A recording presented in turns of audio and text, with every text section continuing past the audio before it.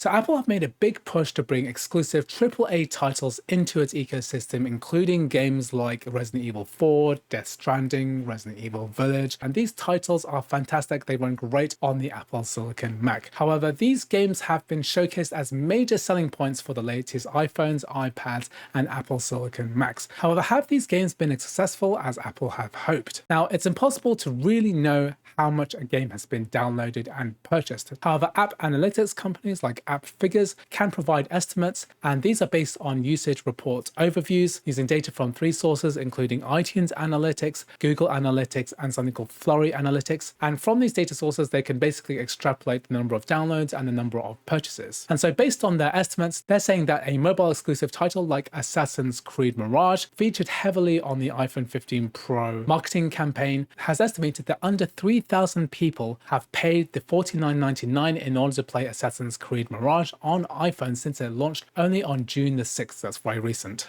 This has been downloaded approximately 123,000 times with a gross revenue of $138,000 to date. So this is pretty poor, but you can understand why this has happened. Assassin's Creed Mirage only launched on the highest end iPhone 15 Pro, and you can only play it on iPad using an M chip like the M1, M2, or M4. So you're limited to the highest end iPads. So this really cuts down your potential audience. But what's really interesting is that we also have information about other games too, which have also released on the Mac side as well. These include Resident Evil 4, Resident Evil Village, and Death Stranding. And one really interesting one is Resident Evil 4. So this released quite recently on a Mac. It runs fantastically even on the M1 MacBook Air. However, App Figures estimates that Resident Evil 4 has only been downloaded 357,000 times, with revenue estimated to be only $208,000. This is based on the $29.99 price tag, which suggests that roughly 7,000 people have paid to unlock the full game in its 6 months on the market. So this is pretty terrible when you consider the fact that Resident Evil 4 has sales topping 7 million units, which is across PC and console. Having only 7,000 people pay to unlock the full game is pretty poor performance, and certainly does not pay back what is likely a very high development cost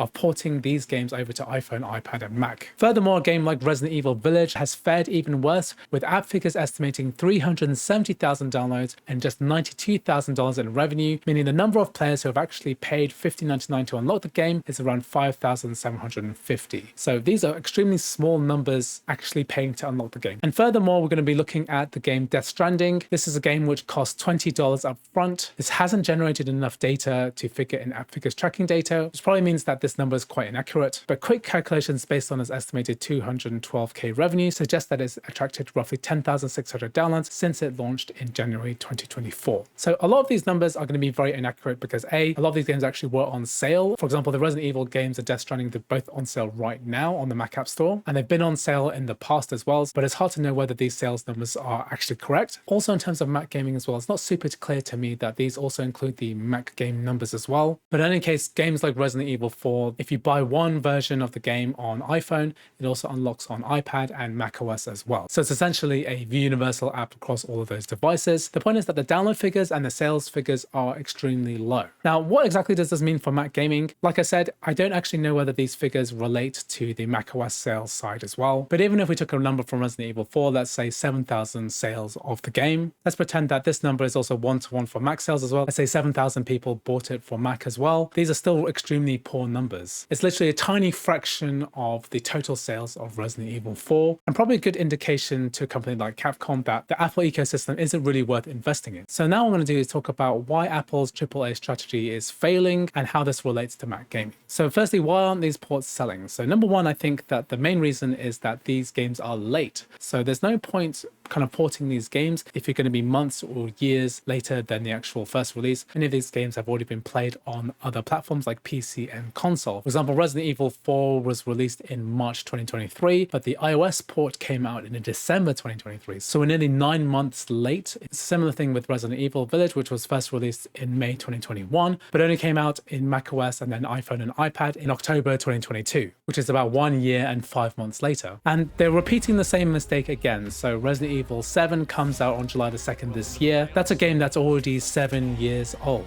And if you're a passionate gamer and you're a fan of Resident Evil series, then you've already played all these games already. They've already been released on a system with high fidelity, better graphics, and most importantly, came out on time. Secondly, of course, with the lateness also comes the pricing as well. So the App Store tends to attract high pricing in general. You don't have as many good sales, and you're also locked into the Apple ecosystem, which can be a negative for the majority of hardcore gamers. Thirdly, on mobile devices, a lot of these games didn't perform particularly well, and they didn't deliver a good gameplay experience. So for example, I did try out Assassin's Creed Mirage on my iPhone 15 Pro, and it's kind of very clunky with the actual touchscreen controls taking up most of the screen. It targets the 30 FPS, but rarely reaches that, often hitting 25 FPS or lower, and the game will often crash as well. So it doesn't perform very well. And also the actual experience itself on a mobile device is not great. These games are meant to be open, expansive game worlds, and they're meant to be experienced on a larger device. So I'm not really sure why Apple are trying to cram all of these experiences onto the iPhone itself. It would look way better on a Mac, on a desktop with a laptop screen, or even a large 4K monitor or a 4K TV. Now all of these culminate into the idea that it's not really worth developing AAA games for the Apple ecosystem, and iOS ports bombing also affects Mac gaming as well. When developers look at the iOS sales of games like Assassin's Creed Mirage, they're going to extrapolate and think, oh well, it's not really worth hitting that iPhone market. Let's not develop an iPhone, iPad, macOS port. It's just not worth it at all. The only reason that these games are even being featured are because Apple are actually featuring them on stage. It's very likely that Apple are paying developers like Ubisoft and Capcom to port the games over to iPhone, knowing that they are doomed to fail, but they look good in keynotes. Once the Apple money dries up, it's not actually worth maintaining these ports independently. They just don't generate enough sales and enough revenue.